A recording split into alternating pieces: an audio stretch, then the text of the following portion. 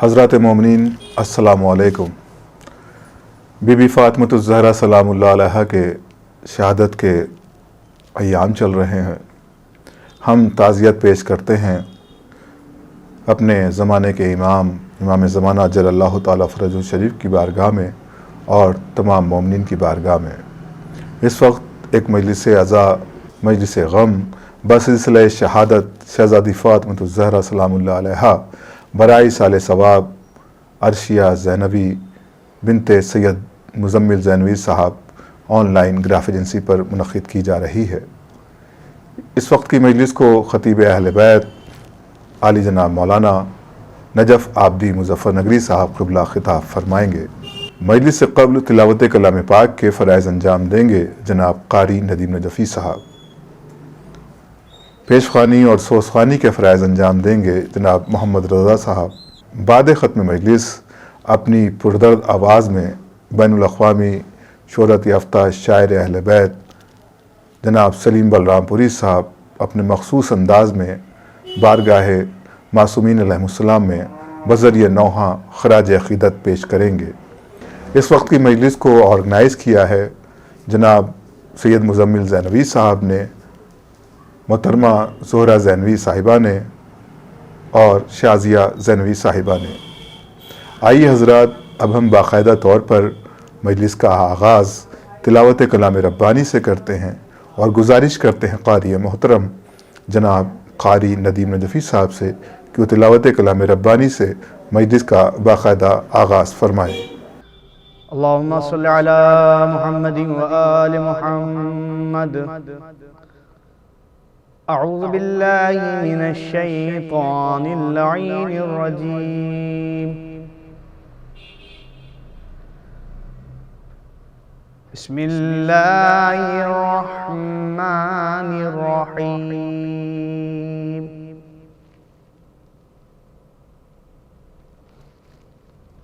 وَلَقَدِ اخْتَرْنَاهُمْ عَلَى عِلْمٍ عَلَى الْعَالَمِينَ۔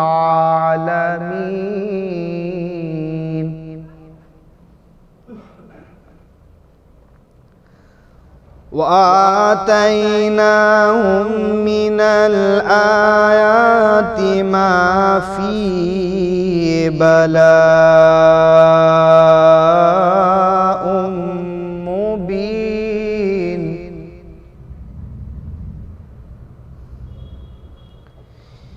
إِنَّ هَؤُلَاءِ لَا يَقُولُونَ إِنْ هِيَ إِلَّا مَوْتَاتُنَا الْأُولَى وَمَا نَحْنُ بِمُنشَرِينَ۔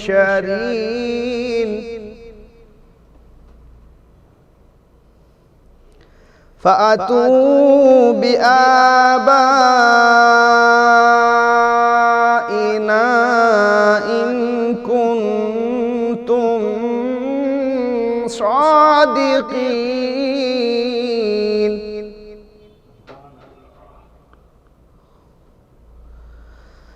أَهُمْ خَيْرٌ أَمْ قَوْمُ تُبَّعٍ هُوَ الَّذِينَ مِنْ قَبْلِهِمْ أَهْلَكْنَاهُمْ إِنَّهُمْ كَانُوا مُجْرِمِينَ۔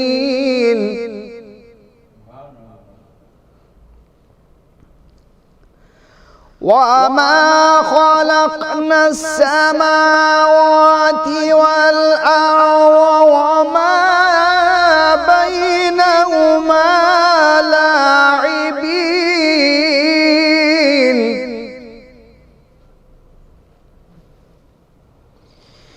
إِنَّ يَوْمَ الْفَصْلِ مِيقَاتُهُمْ أَجْمَعِينَ يَوْمَ لا يُغْنِي مَوْلًى عَن مَوْلًى شَيْئًا وَلَا هُمْ يُنصَرُونَ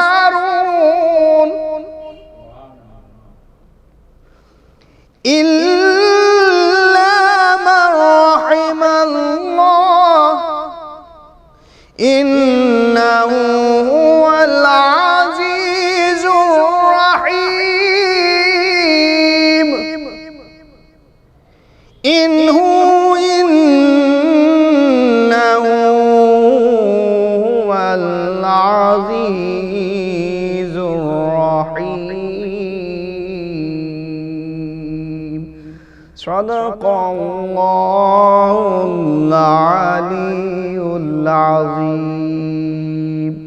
وصدق رسول النبي الكريم وصدق شهداء كربلاء والصديقين اللهم صل على محمد وآل محمد.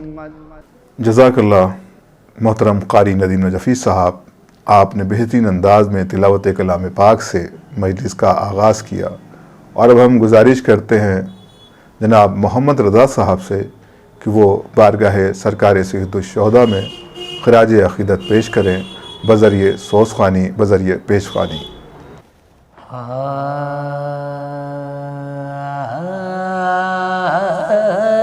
جسے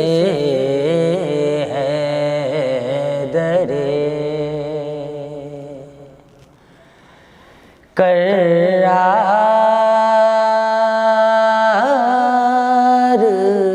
کہے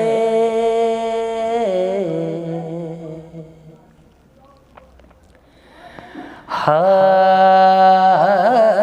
جسے حیدر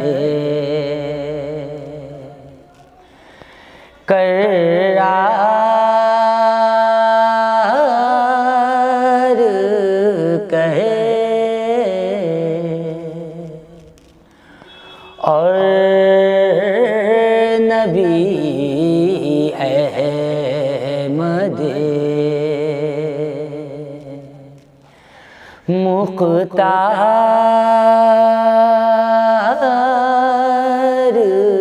کہے اور وسیع احمد مختار کہے.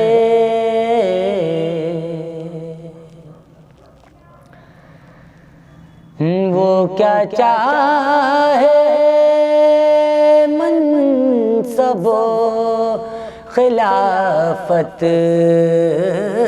کیوں کر، جو خدا بننے سے انکار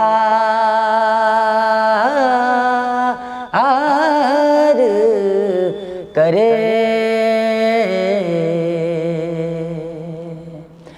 حق جسے حیدر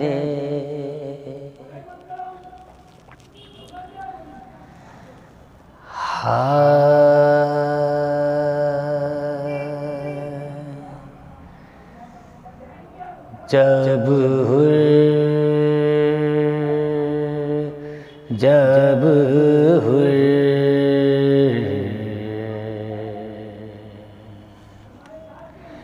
کا گناہ شاہ امم نے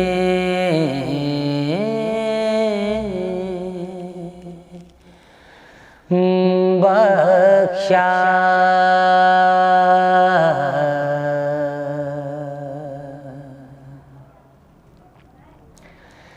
جب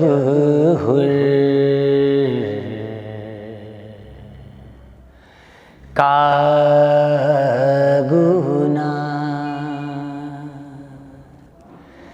شاہ امم نے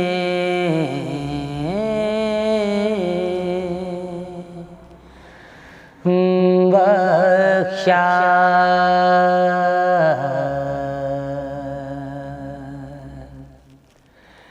قطرے کو شراب بحر کرم نے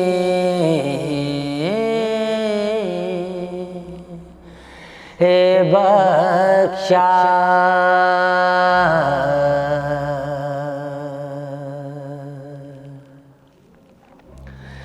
تو گردوں سے ندا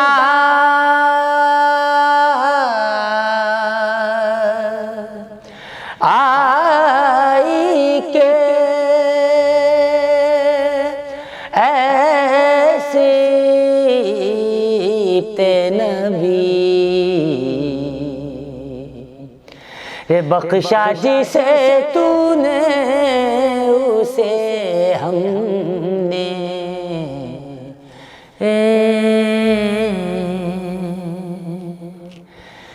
بخشا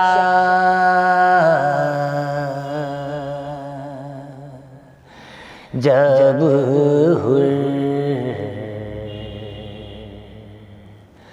کا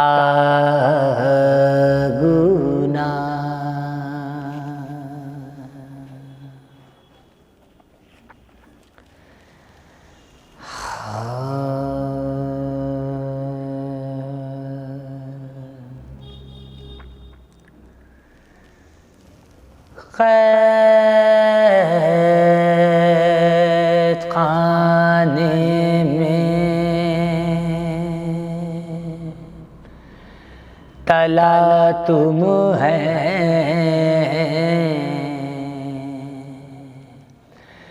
کہ ہند آتی ہے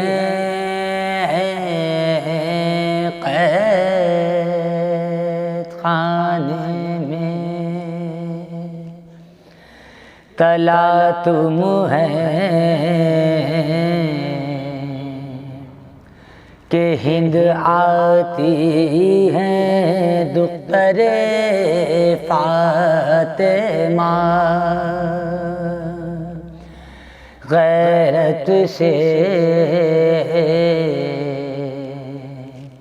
موئی جاتی ہے روح قالب میں وہ زندان میں گھبراتی ہے بے حواسی سے ہر ایک بار یہ چلاتی ہے بے حواسی سے ہر ایک بار یہ چلاتی ہے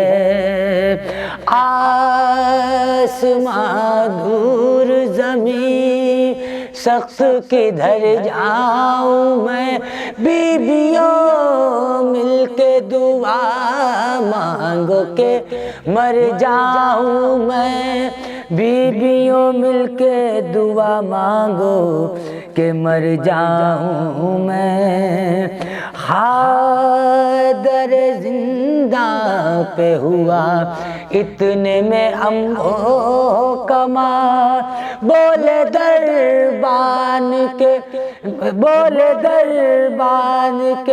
بڑے دولتوں امرو اقبال قیدیوں اٹھ کے دعا دے کے کرو استقبال زن حاکم کا ہے زندہ میں نزول اجلال زن حاکم کا ہے زندہ میں نزول اجلال تم کھلے سر تھی حضور اب تمہیں چادر دیں گی رحم دل ہے ابھی زندہ سے رہا کر دیں گی رحم دل ہے ابھی زندہ سے رہا کر دیں گی لونڈیاں تھیں زن حاکم کے دلوں میں جو رواں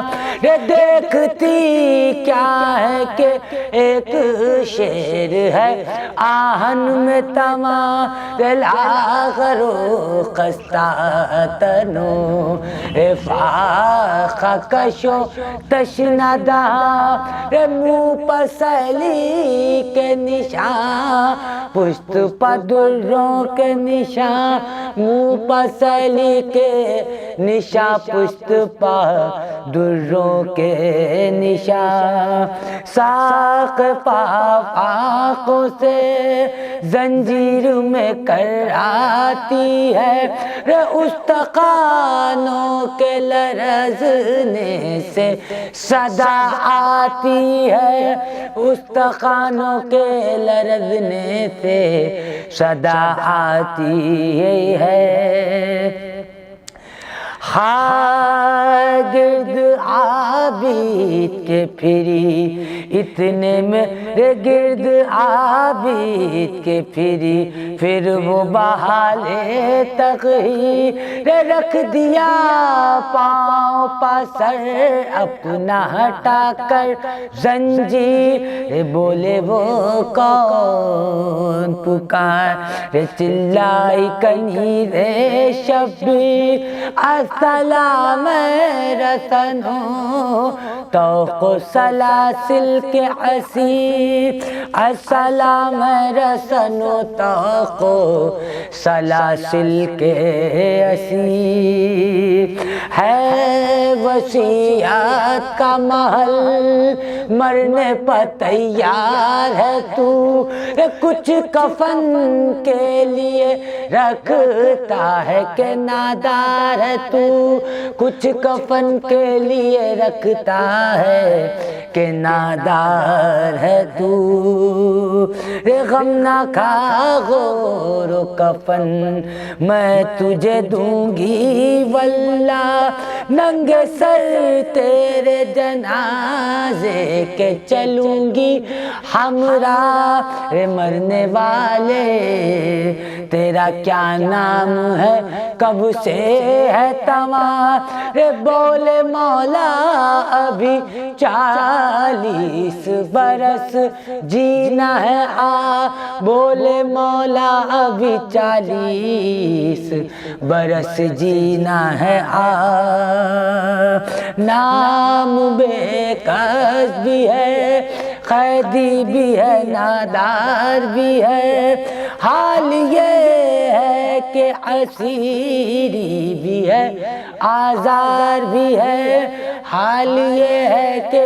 اسیری بھی ہے، آزار بھی ہے۔ ہند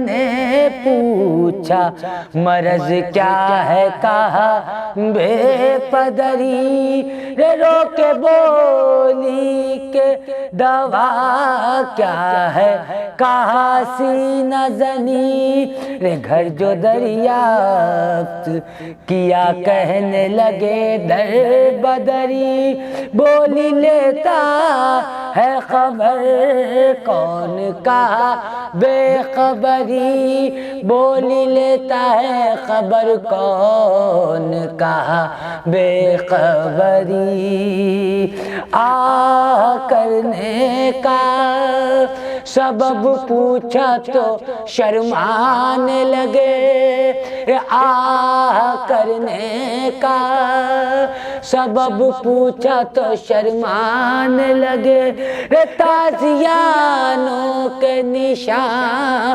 پشت پر دکھلانے لگے، تازیانوں کے نشان پشت پر دکھلانے لگے، قید خانے میں۔ جزاک اللہ محترم محمد رضا صاحب، آپ نے بہترین کلام بارگاہ معصومین علیہ السلام میں پیش کیا۔ آئیے حضرات، اب ہم باقاعدہ طور پر مجلس کا آغاز کرتے ہیں اور گزارش کرتے ہیں خطیب اہل بیت عالی جناب مولانا نجف عابدی مظفر نگری صاحب قبلہ سے کہ وہ تشریف لائیں اور مجلس کو خطاب فرمائیں۔ رحم اللہ من قرأ الفاتحہ۔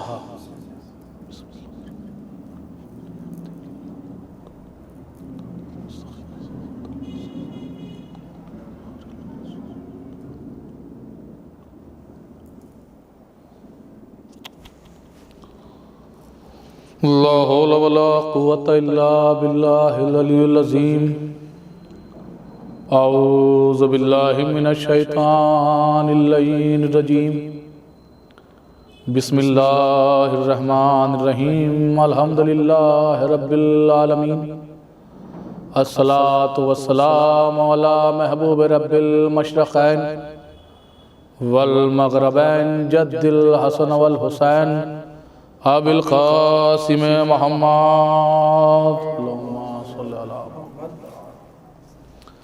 وعلى أهل بيته الطيبين الطاهرين المعصومين المظلومين أما بعد فقد قاله الحق قال في كتابه الكريم بسم الله الرحمن الرحيم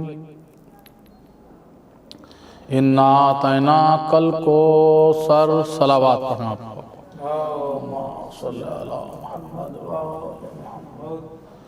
برادران ایمانی قدر رضران مظلوم کربلا،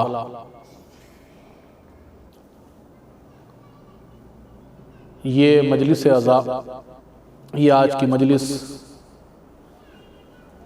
بسلسلہ شہادت جناب زہرا سلام اللہ علیہا منعقد کی جا رہی ہے۔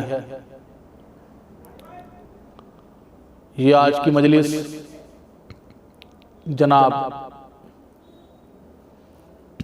مزمل زینوی صاحب و اہل خانہ کی جانب سے ہے۔ عزائے فاطمیہ کے عنوان سے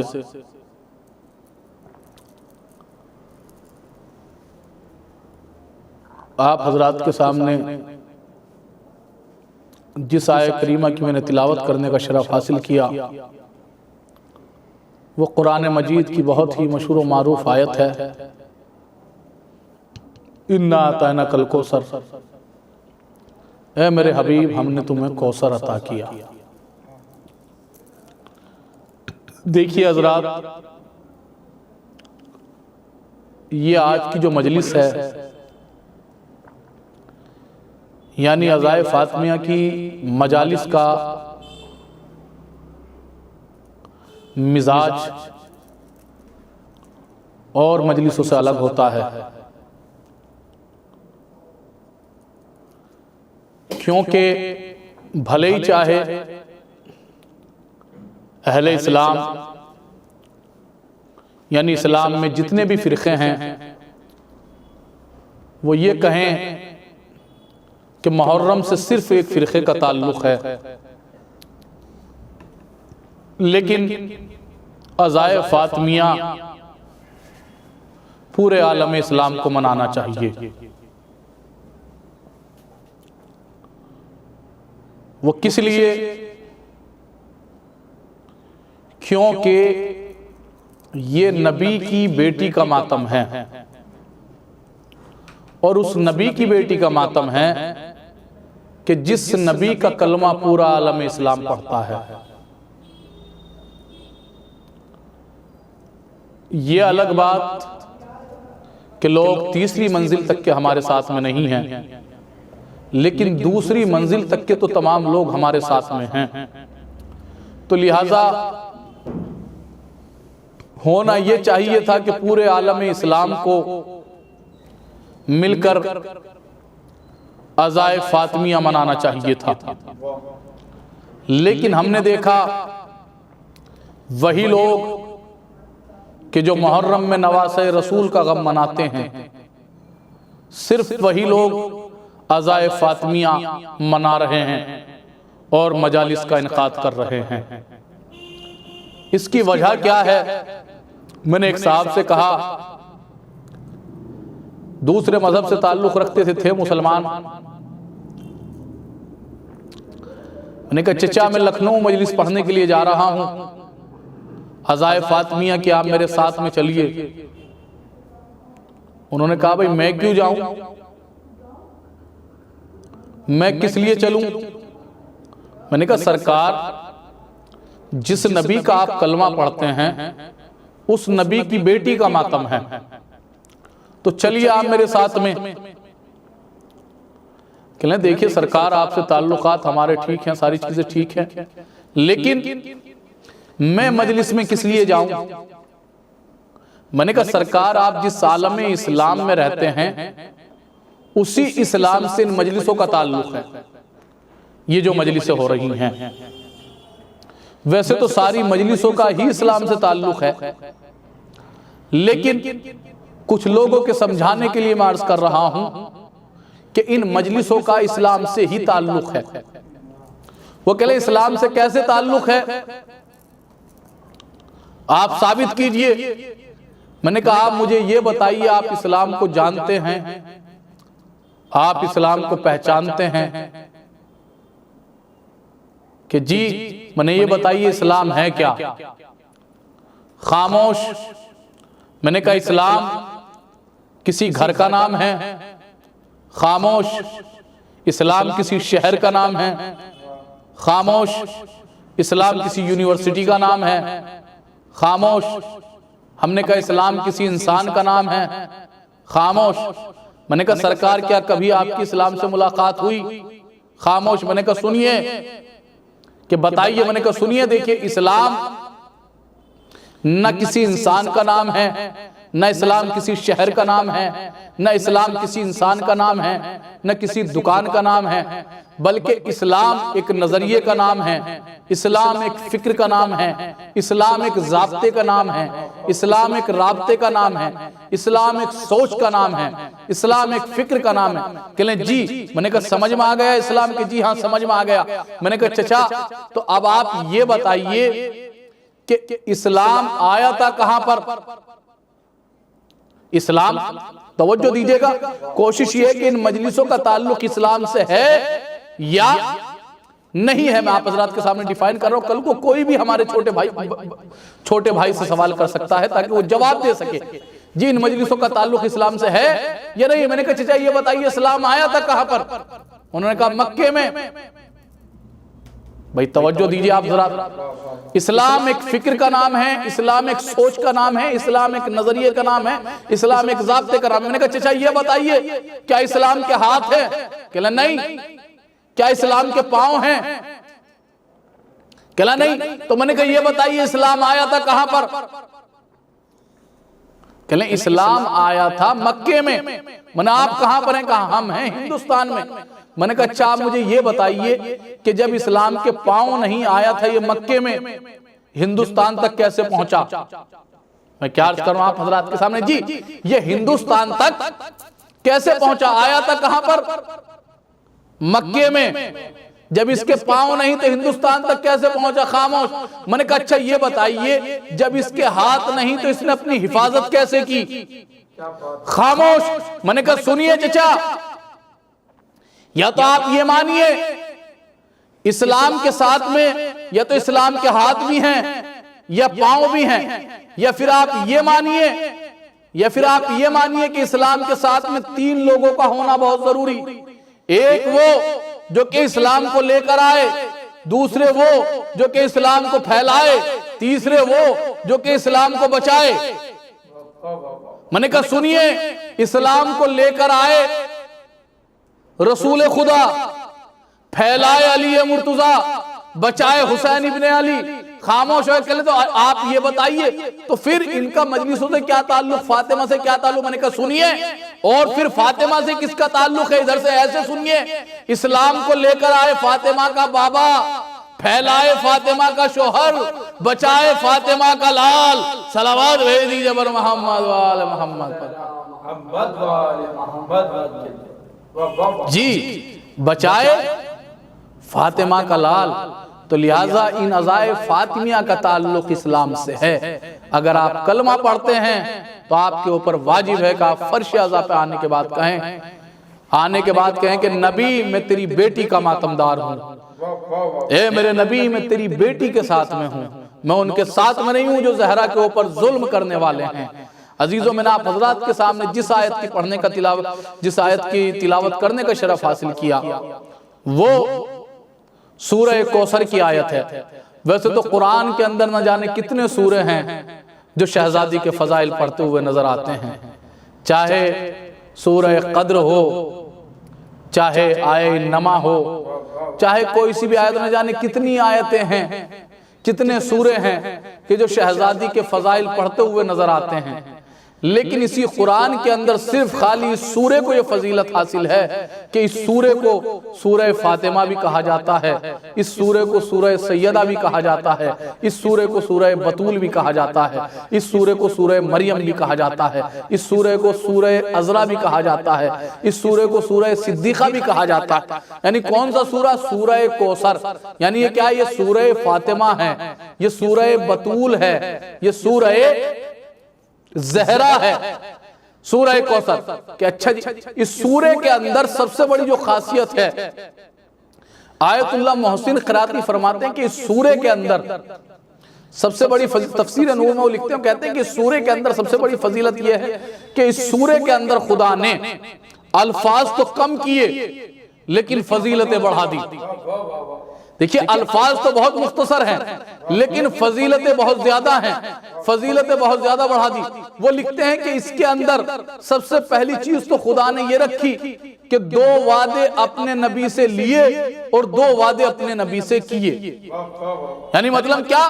مطلب کیا ہوا کہ 2 وعدے یہ کیے۔ پہلا وعدہ اپنے نبی سے خدا نے کیا کہ ہم کوثر عطا کریں گے، وعدہ لیا نماز تم پڑھو گے۔ میں کیا عرض کر رہا ہوں آپ حضرات کے سامنے، ہم تمہیں کوثر عطا کریں گے لیکن نماز تم پڑھو گے، ہم تمہارے دشمنوں کو ابتر کر دیں گے لیکن قربانی تم پیش کرو گے، قربانی تم پیش کرو گے۔ پھر لکھتے ہیں آیت اللہ محسن قراتی لکھتے ہیں، وہ کہتے ہیں اس سورے کے اندر دوسری فضیلت یہ ہے کہ دیکھیں آپ اس کے الفاظ کے اوپر مت جائیں کہ اس کے اندر مختصر الفاظ ہیں، لیکن اس کے اندر وہ کہتے ہیں اس سورے کے اندر کچھ الفاظ ایسے ہیں کہ جو اس سورے میں استعمال ہوئے پھر بعد میں قرآن میں دوبارہ استعمال نہیں ہوئے، پھر پورے قرآن میں دوبارہ استعمال نہیں ہوئے۔ مثلا لفظ کوثر پورے قرآن میں 1 مرتبہ آیا، دوبارہ ریپیٹ نہیں کیا گیا۔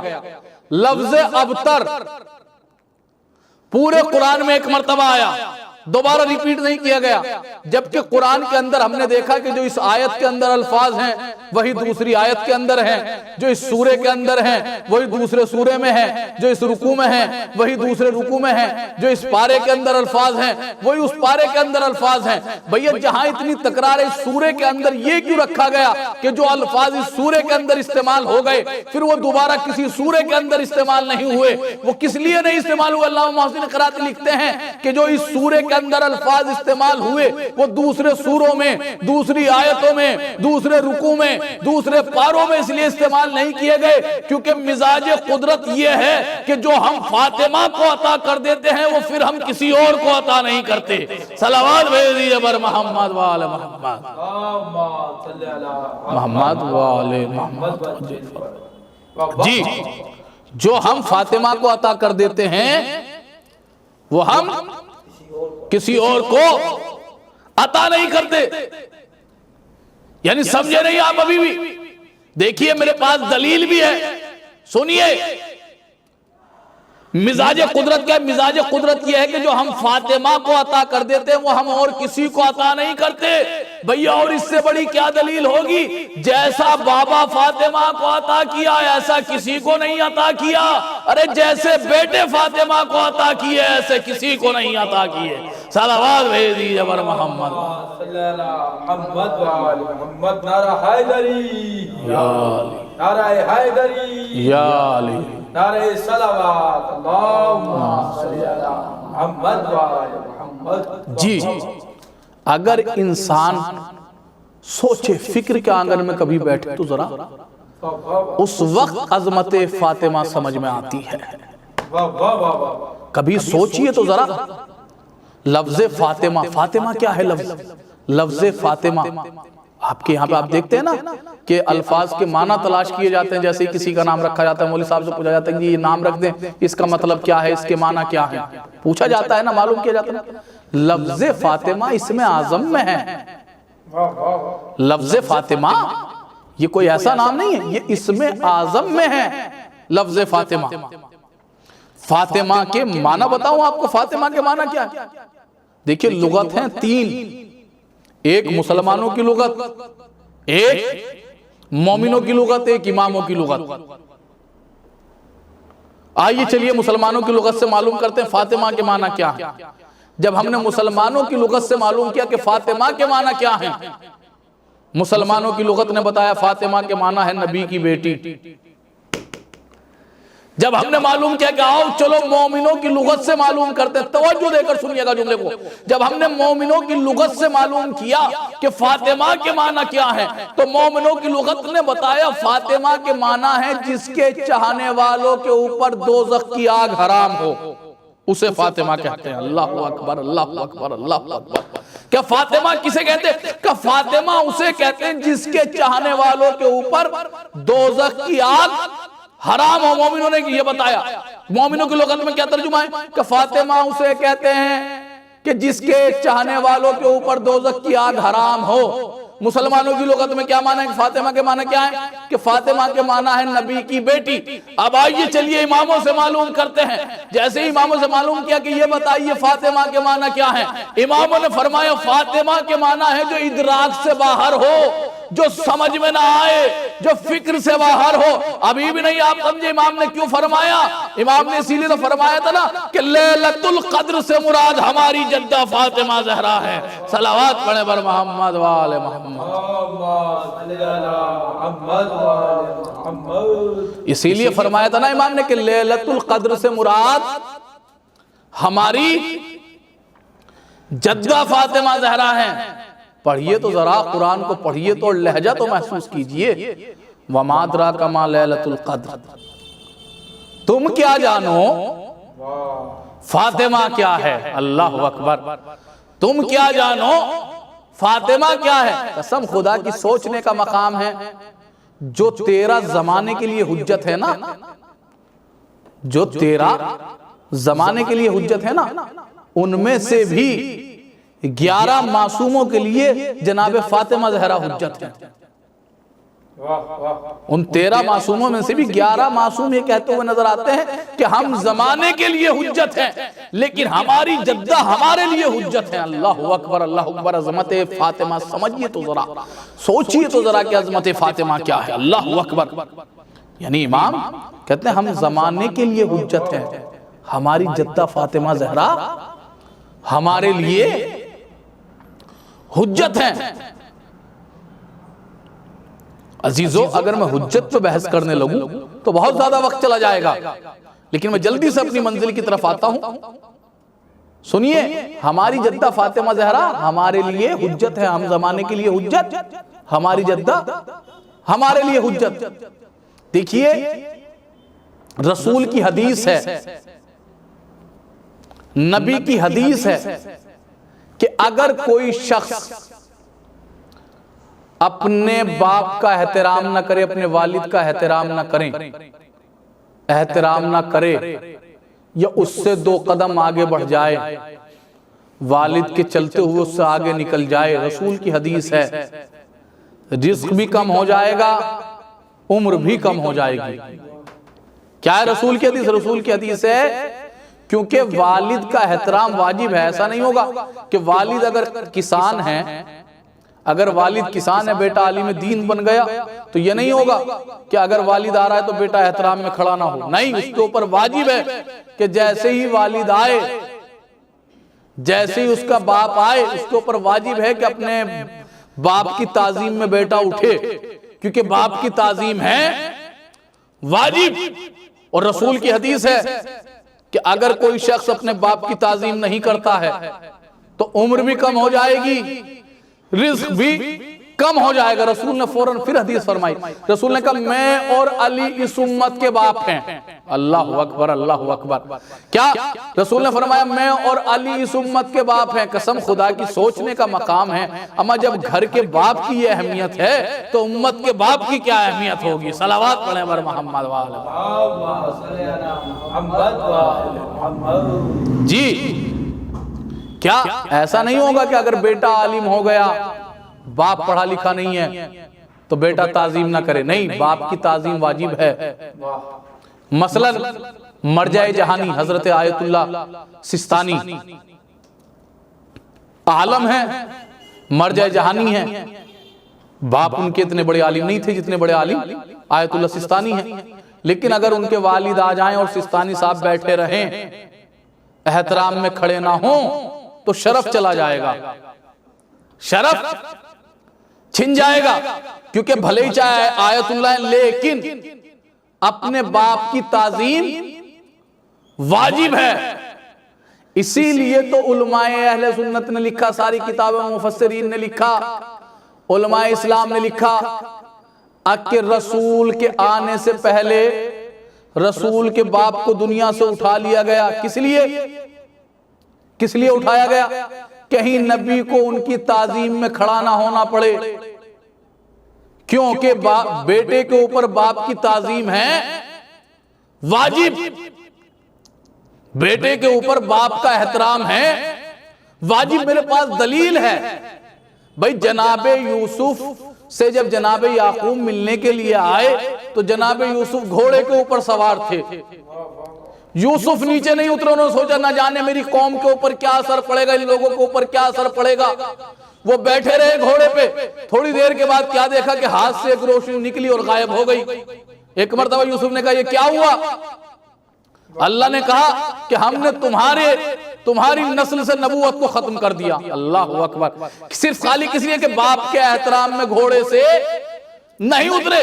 وہ لکھتے ہیں کہ خدا کو یہ گوارا نہیں تھا کہ اس کا نبی اپنے باپ کے احترام میں بھی کھڑا ہو، بلند ہو، جھکے اپنے باپ کے سامنے احترام۔ اس لیے رسول کے آنے سے پہلے ان کے والد کو دنیا سے اٹھا لیا گیا، ان کے والد کو دنیا سے اٹھا لیا گیا۔ قسم خدا کی مجھے جملہ کہنے دیجئے، جن مفسرین نے یہ لکھا کہ خدا کو یہ منظور نہیں تھا کہ رسول اپنے والد کے احترام میں کھڑے ہوں، اس وجہ سے دنیا میں ان کے آنے سے پہلے ان کے والد کو اپنے پاس بلا لیا۔ جس خدا کو یہ منظور نہیں تھا تو اس خدا کو یہ کیسے منظور ہوا؟ جیسے ہی فاطمہ آتی تھی نبی کھڑے ہو جایا کرتے تھے۔ صلوات بھیج دیجئے بر محمد وآل محمد۔ جیسے ہی فاطمہ آتی تھی تو نبی احترام میں کھڑے ہو جایا کرتے تھے۔ جی خالی کھڑے نہیں ہوتے تھے بلکہ 4 قدم چلتے تھے اٹھ کر۔ جانے کے بعد خالی چلتے نہیں تھے، جانے کے بعد ہاتھ کا بوسہ لیتے، پھر ہاتھ کو اپنے ہاتھ میں لیتے، خالی اتنا نہیں بلکہ اپنی جگہ لا کر بٹھاتے۔ میں کیا عرض کر رہا ہوں آپ حضرات کے سامنے، لگ رہا آپ لوگ پہنچے نہیں وہاں تک کہ جہاں تک میں پہنچانا چاہتا ہوں۔ جی خالی احترام میں کھڑے نہیں ہوتے تھے بلکہ جس جگہ پہ خود بیٹھے رہتے تھے وہاں پہ لا کر فاطمہ کو بٹھاتے تھے۔ میں اپنے چھوٹے بھائیوں کے لیے عرض کر رہا ہوں تاکہ مثال سے ان کی بھی بات سمجھ میں آ جائے۔ مثلاً میں مجلس ہو رہی ہے، میں نیچے بیٹھا ہوا ہوں، مرثیہ ہو رہا ہے، ابھی کوئی مولانا آ جائے میں فوراً ان کے احترام میں کھڑا ہو جاؤں۔ جیسے ہی میں اپنی جگہ سے بلند ہوں گا تو مجمع سمجھے گا کہ مولانا احترام کرتے ہیں، لیکن میں یہاں سے 4 قدم چلوں ان کے پاس تک کے جاؤں، کہیں گے لگتا ہے مولانا سے دوستی ہے۔ میں خالی وہاں تک کے نہ رکوں، ان کا میں گلے لگوں، پھر ان کو گلے لگوں، آپ کہیں گے لگ رہا ہے اور زیادہ قریبی ہیں۔ میں ان کا ہاتھ پکڑ کے یہاں پہ آگے لا کر بیٹھا ہوں، آپ سمجھے گے کہ نہیں مولانا بہت زیادہ چاہتے ہیں، بہت زیادہ قربت ہے۔ لیکن اب جیسے ہی مرثیہ ختم ہو میں فوراً کھڑا ہو جاؤں اور کھڑا ہونے کے بعد ان سے کہوں کہ قبلہ بسم اللہ، قبلہ بسم اللہ۔ یہاں تک تو آپ خاموش تھے، اب آپ خاموش نہیں رہیں گے، آپ فوراً کہیں گے کہ قبلہ اپنی جگہ ایسے کو بیٹھائیے، یا تو آپ سے بہتر ہو یا آپ کے جیسا ہو، یا تو آپ سے بہتر ہو یا آپ کے جیسا ہو۔ اما بارہا نبی یہ کیا کرتے تھے، جب بھی جناب فاطمہ آتی تھی شہزادی کو اپنی جگہ پہ بٹھایا کرتے تھے، جس جگہ پہ خود بیٹھتے تھے اسی جگہ پہ فاطمہ کو بٹھایا کرتے تھے۔ اما صحابہ نے کبھی ہمت نہ کی، کس لیے نہیں ہمت کی؟ کیونکہ نبی نے زبانوں کے اوپر تالے لگا دیے تھے۔ نبی نے کہا فاطمہ تو ام ابیہا، فاطمہ میری ماں ہے۔ صلوات بھیج دیجئے محمد وآل محمد۔ فاطمہ اپنے باپ کی بھی ماں ہے، فاطمہ تو ام ابیہا، فاطمہ اپنے بابا کی بھی ماں ہے۔ اللہ اکبر، کیا حدیث ہے نبی کی، قسم خدا کی۔ کبھی سوچئے، کبھی غور و فکر کیجئے، زمانہ لاکھ عظمت فاطمہ کو گھٹانا چاہے لیکن زمانے کے گھٹنے سے عظمت فاطمہ نہیں گھٹ سکتی۔ زمانے نے کوشش تو بہت کی کہ عظمت فاطمہ کسی طریقے سے گھٹ جائے، لیکن اتنا ضرور جانتا ہے زمانہ کہ اگر ہم نے گھٹانے کی کوشش کی تو بھی گئے، اگر ان کی مٹانے کی کوشش کی تو بھی گئے۔ تو اس لیے مورخ نے یہ کمال دکھایا، یہ کارنامہ دکھایا کہ مورخ نے شہزادی کے برابر میں 3 جعلی کردار بنا دیے اور لکھ دیا کہ نبی کی 3 بیٹیاں تھی، نبی کی 3 اور بیٹیاں تھی، خالی اکلوتی جناب فاطمہ زہرا نہیں تھی۔ ہم نے کہا اس میں کون سی گھبرانے والی بات ہے، 3 نہیں 13 لکھو، ہم تو مانیں گے بھئی، ہمیں تو نبی کی اولاد کی احترام ہمارے اوپر واجب ہے، ہم تو مانیں گے۔ 3 نہیں 13 لکھو، 13 نہیں 30 لکھو، 30 نہیں 300 لکھو، 300 نہیں 3000 لکھو، لیکن 3000 لکھ تو دو گے، آخر میں لکھنا یہی پڑے گا کہ نواسہ یا تو حسن تھا یا حسین تھا۔ صلوات بھیجیے بر محمد وآل محمد۔ نواسہ یا تو حسن تھا یا حسین تھا۔ زمانے نے چاہے کسی طریقے سے عظمت فاطمہ گھٹ جائے، لیکن قسم خدا کی کسی کے گھٹانے سے کیا عظمت فاطمہ گھٹ سکتی ہے؟ آل سعود نے یہی تو چاہا تھا، کروڑوں روپے خرچ کرنے کے بعد شہزادی کا روزہ گروا دیا، کیونکہ سعودی سمجھ رہا تھا کہ فاطمہ کی عظمت، مزار فاطمہ کی عظمت دیواروں کی وجہ سے ہے، قبے کی وجہ سے ہے، قبے کی وجہ سے ہے، دیواروں کی وجہ سے ہے، دروازے کی وجہ سے ہے، لیکن وہ یہ نہیں جانتا تھا کہ دیواروں کی عظمت روضہ فاطمہ کی وجہ سے ہے، قبے کی عظمت روضہ فاطمہ کی وجہ سے ہے، دروازے کی عظمت روضہ فاطمہ کی وجہ سے ہے۔ عزیزو اتنے کروڑوں روپے خرچ کرنے کے بعد سعودی نے مزار فاطمہ گرا دیا، لیکن اتنی کوشش کے بعد بھی آج تک بھی سعودی والے لفظ بقی سے لفظ جنت کو نہ ہٹا سکے۔ صلوات پڑھے بر محمد وآل محمد پر۔ آج تک بھی آل سعود بقی سے لفظ جنت کو نہ ہٹا سکے، آج تک بھی لکھا جاتا ہے جنت البقی۔ اللہ اکبر، کیا عظمت ہے، اللہ اکبر، کیا کیا عظمت بیان کی جائے۔ عزیزو یہ فضیلت صرف خالی اس گھرانے کو ہی حاصل ہے۔ فاطمہ جس قبرستان میں ہے اسے جنت بنا دیا، اللہ اکبر۔ ایک بیٹی قم میں پہنچی تو قم کو مقدس بنا دیا، ایک بیٹا مشہد میں پہنچا تو مشہد کو مقدس بنا دیا، شوہر نجف میں پہنچا تو اشرف بنا دیا، بیٹا کربلا میں پہنچا تو مولا بنا دیا۔ صلوات بھیجیے بر محمد وآل محمد۔ جی یہ عظمت صرف خالی نے حاصل ہے، کیونکہ عظمت اس وقت عظمت بنتی ہے جب ان کے در سے منسلک ہو جاتی ہے، جب ان کے دروازے سے منسلک ہو جاتی ہے۔ عزیزو زمانہ چاہے جتنی بھی کوششیں کر لے، چاہے جتنے بھی جتن کر لے، لیکن عظمت فاطمہ کسی کے چھپانے سے نہیں چھپ سکتی، کسی کے دبانے سے نہیں دب سکتی۔ کس لیے؟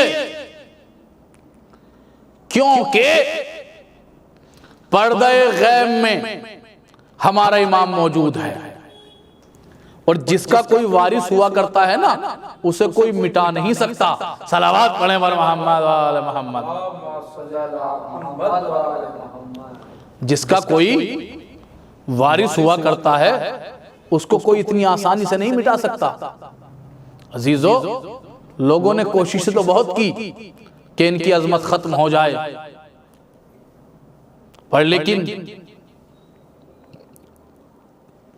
کیا کیا، ان کی عظمت گھٹانے کے چکر میں اپنا ہی نقصان کر بیٹھے۔ کل بھی لعنتی تھے، آج بھی لعنتی ہیں۔ عزیزو، بہت سے لوگ سوال کرتے، اب تو اپنے بھی سوال کرنے لگے کہ شہزادی دربار کیوں گئی تھی؟ شہزادی دربار کیوں گئی تھی؟ کس لیے گئی تھی فاطمہ؟ بالکل بے شک تمہارا سوال درست ہے۔ فاطمہ باغ کے لیے نہیں گئی تھی، فاطمہ پروپرٹی کے لیے نہیں گئی تھی، کیونکہ جن کے ہاتھ کا دھون جواہرات بن رہا ہو انہیں باغ کی کیا ضرورت ہے؟ سنیں، فاطمہ کس لیے گئی تھی؟ فاطمہ دربار میں اس لیے گئی تھی کیونکہ آنے والی بیٹیوں کی وراثت کو سمجھانا تھا، میراث کو سمجھانا تھا۔ اگر فاطمہ کل دربار میں نہ جاتی تو آج بیٹیوں کی کوئی میراث نہ ہوتی۔ اور فاطمہ اس لیے دربار میں گئی تھی تاکہ غاصب کے چہرے سے نقاب ہٹا سکے۔ عزیزو، میں نے کہا شہزادی دربار گئی تھی، آپ سمجھتے ہیں دربار گئی فاطمہ، میں نے کہہ دیا بہت آسانی سے، لیکن عزیزو تاریخ بتاتی ہے فاطمہ 4 گھنٹے تک دربار میں کھڑی رہی۔ میری شہزادی، میں غلط کہہ گیا 4 گھنٹے کھڑی نہیں رہی شہزادی، بلکہ فاطمہ 4 گھنٹے تک سوچتی رہی کہ اب میری سنوائی کا نمبر آ جائے، اب میرے مقدمے کا نمبر آ جائے، لیکن اللہ اکبر کسی نے بیٹھنے تک کے لیے بھی نہیں کہا۔ تاریخ بتاتی ہے کہ جیسے ہی شہزادی نے اس ملعون کے سامنے اپنے بابا کی لکھی ہوئی تحریر پیش کی، اس نے اس تحریر کو پارا پارا کر دیا۔ عزیزو، جیسے وہ تحریر پارا پارا ہوئی، زمین پہ گری، شہزادی نے ان ٹکڑوں کو اکٹھا کرنا شروع کیا۔ قسم خدا کی عجیب و غریب واقعہ، ایک پاکستان کے ایک ذاکر تھے، وہ پڑھا کرتے تھے، وہ جیسے ہی اس واقعے کو پڑھتے تھے نا، وہ اپنی جیب سے ایک پرچہ نکالتے تھے اور نکالنے کے بعد اس کو ٹکڑے ٹکڑے کرنے کے بعد زمین پہ پھینکتے تھے اور ممبر سے نیچے اترتے تھے، اور اترنے کے بعد ان کو سب کو اکٹھا کرنے کے بعد بننے کے بعد بیٹھتے تھے ممبر پر، اور جانے کے بعد کہتے تھے یہ بتاؤ مجھے کتنا وقت لگا، یہ بتاؤ مجھے کتنا وقت لگا۔ مجمع کہتا تھا کہ 2 منٹ، 3 منٹ، 2.5 منٹ، آقا اس سے زیادہ نہیں۔ ایک مرتبہ وہ تڑپ کر کہا کرتے تم جسے 2 منٹ کہہ رہے ہو، ارے زہرا ضعیف ہو گئی تھی، سر کے بال سفید ہو گئے تھے۔ اللہ اکبر، اللہ اکبر، مولا کوئی غم نہ دے سوائے غم مظلوم کربلا کے۔ عزیزو بڑی مظلومہ ہے، بڑی مظلومہ ہے یہ بی بی۔ عزیزو، خود معصوم فرماتے ہیں کہ جتنا ہمیں ہماری جدہ کی شہادت نے رلوایا اتنا ہم آل محمد کو کسی نے نہیں رلوایا۔ عزیزو، تاریخ بتاتی ہے کہ ادھر نبی دنیا سے گئے، تیسرا دن ہی تھا کہ زہرا کے دروازے سے دھواں اٹھا، زہرا کے مکان سے دھواں اٹھا۔ لوگوں نے جب آ کر دیکھا، لوگ سمجھ رہے تھے کہ چولہے سے دھواں اٹھا ہے، لیکن آ کر کیا دیکھا، رے زہرا کا دروازہ ظالموں نے نظر آتش کر دیا۔ اللہ اکبر، اللہ اکبر۔ عزیزو، تاریخ بتاتی ہے ایک ملعون جس کا نام تاریخ نے کنفوز بتایا، اس ملعون نے شہزادی کے ہاتھ پہ ایسا تازیانہ مارا کہ شہزادی کا ہاتھ شل ہو گیا۔ ارے عزیزو، تاریخ بتاتی ہے کہ شہزادی دروازے کے نیچے دب گئی، یہ پورا مجمع دروازے کے اوپر سے گزرتا ہوا اندر داخل ہوا۔ ارے مولا کائنات کے گلے میں رسی کا پھندا ڈالا گیا، علی کو باہر لے کر آئے، فاطمہ کہتی رہی ارے فضہ میرا محسن شہید ہو گیا، فضہ میرا محسن مارا گیا۔ عزیزو تاریخ بتاتی ہے، بس میں نے مجلس مکمل کر دی، جتنا پرسہ دینا ہے اتنا پرسہ دے لینا، امام حسین علیہ السلام کو پرسہ دے لینا، ارے وقت کے امام کو پرسہ دینا، یا امام زمانہ آئیے اپنی جدہ کا پرسہ قبول کیجئے۔ عزیزو تاریخ بتاتی ہے جس ہاتھ کے اوپر اس ملعون کنفوز نے شہزادی کے تازیانہ مارا تھا، وہ ہاتھ شل ہو گیا تھا، وہ ہاتھ اٹھتا نہیں تھا۔ عزیزو اب شہزادی اگر چکی بھی چلاتی تھی تو ایک ہاتھ سے چلاتی تھی، بچوں کے کپڑے دھلتی تھی تو ایک ہاتھ سے، جو بھی کوئی کام کرتی تھی شہزادی صرف خالی ایک ہاتھ سے کیا کرتی تھی، کیونکہ وہ ہاتھ شل ہو گیا تھا، وہ ہاتھ کام نہیں کرتا تھا۔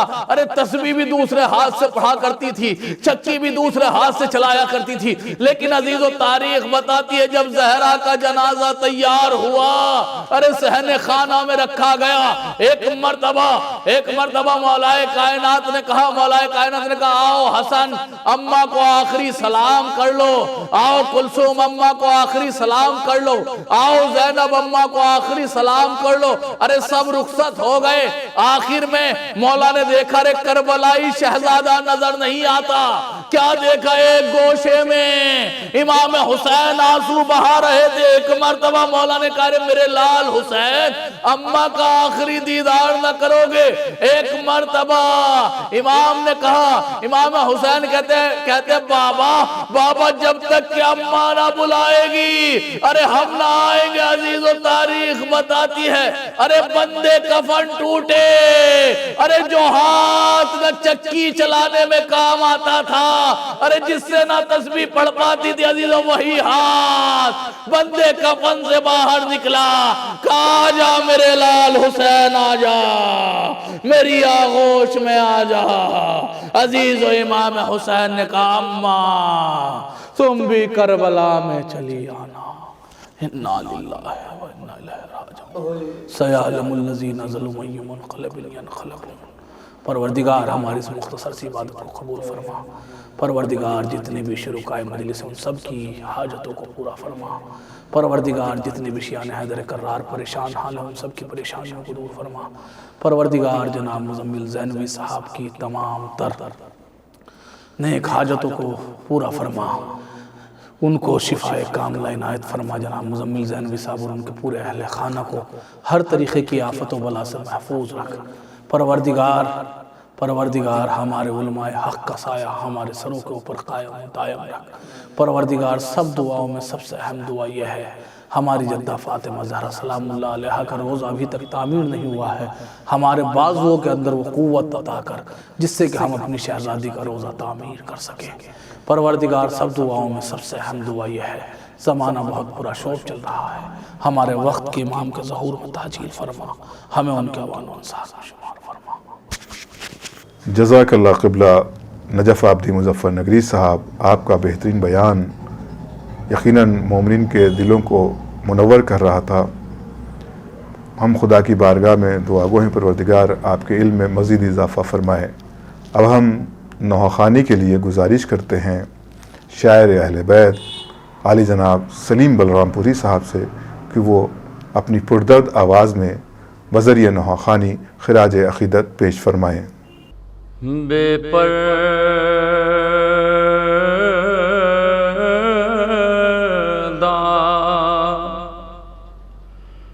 بے پردہ حرم شام کے بازاروں میں جانا،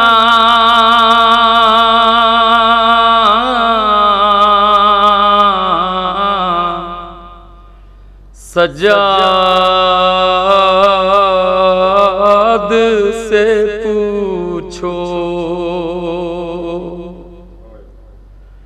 بے پردہ حرم شام کے بازاروں میں جانا،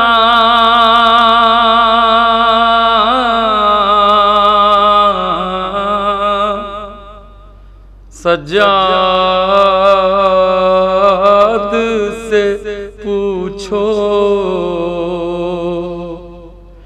اور نام نبی زادی کا دربار میں آنا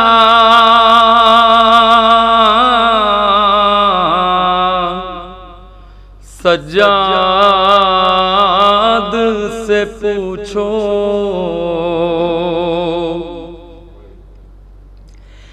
چالیس شب و روز کی جاگی ہوئی زینب غش کھا کے گری جا اس وقت ستمگاروں کا دروں سے جگانا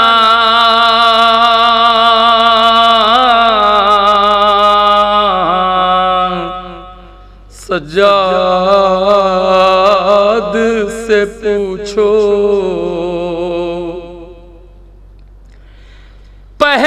پہچانا جو ہی ہند نے زینب کا رخ پاک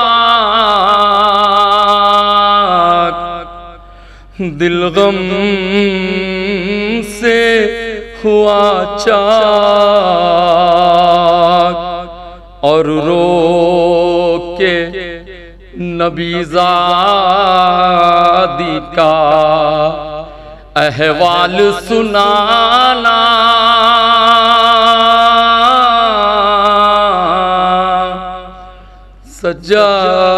سجاد سے پوچھو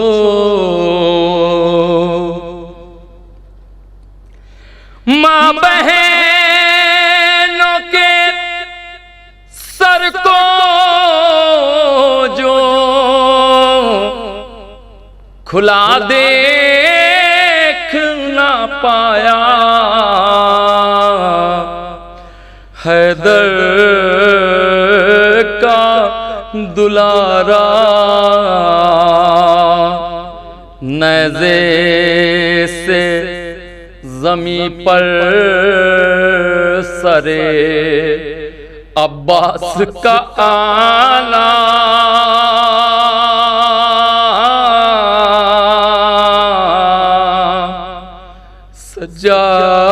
سجاد سے پوچھو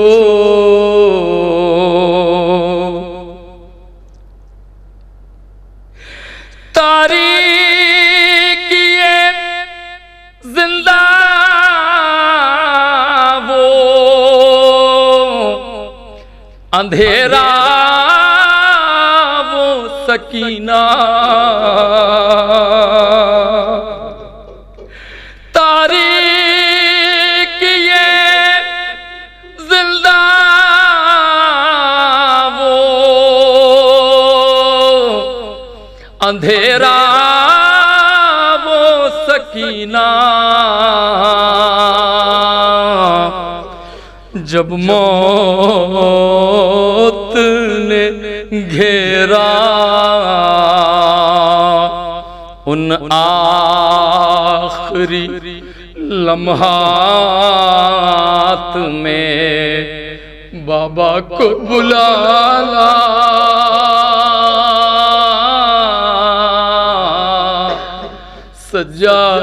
سجاد سے پوچھو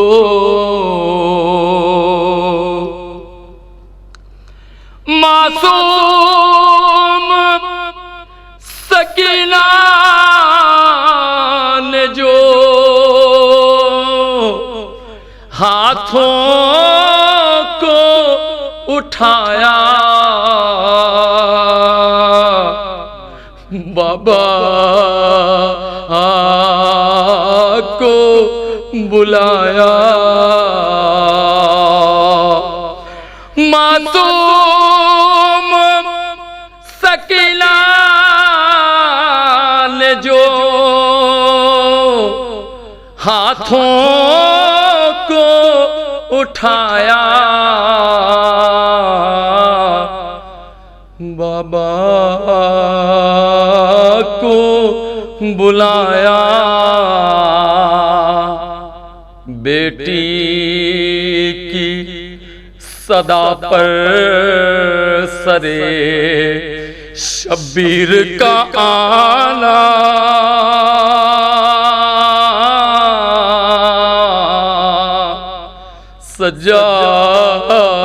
سجاد سے پوچھو جب تھا کہ وہ دوران سفر راہ میں بیٹھا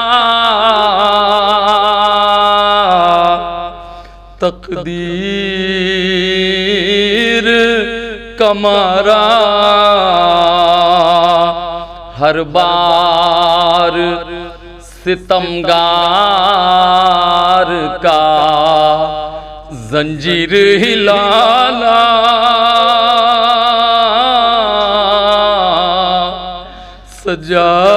سجاد سے پوچھو اصغر کی لحد تھی جو کڑی دھوپ میں مظہر صدمہ تھا یہ دل پار اس غم کے سبب سائے میں بانوں کا نہ جانا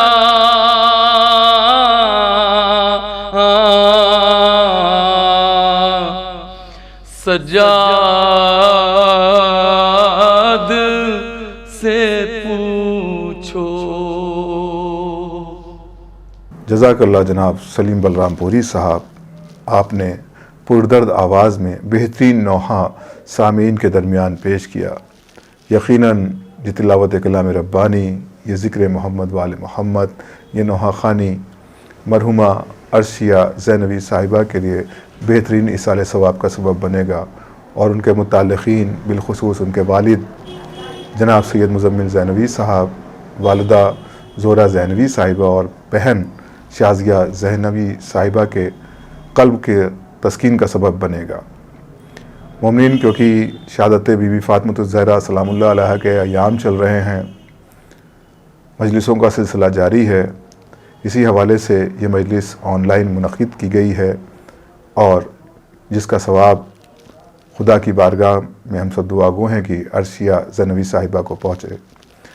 جناب سید مزمل زینوی صاحب کی جانب سے، زہرہ زینوی صاحبہ کی جانب سے، شازیہ زینوی صاحبہ کی جانب سے تمام آن لائن جو ویورز تشریف لائے ان سب کا شکریہ ادا کیا جاتا ہے. قاری محترم جناب قاری ندیم نجفی صاحب کا شکریہ ادا کیا جاتا ہے. سوز خوان مدح خان جناب محمد رضا صاحب کا شکریہ ادا کیا جاتا ہے، اور بالخصوص عالی جناب مولانا نجف آبدی مظفر نگری صاحب کا شکریہ ادا کیا جاتا ہے، اور جناب سلیم بلرام پوری صاحب کا شکریہ ادا کیا جاتا ہے. آخر میں مومنین آپ سے ایک بار پھر گزارش ہے کہ ایک مرتبہ سورہ الحمد اور 3 مرتبہ سورہ اخلاص کی تلاوت فرما کر مرحومہ عرشیہ زینبی بنت سید مزمل زینوی کی روح کو ایصال فرما دیں. خدا حافظ والسلام.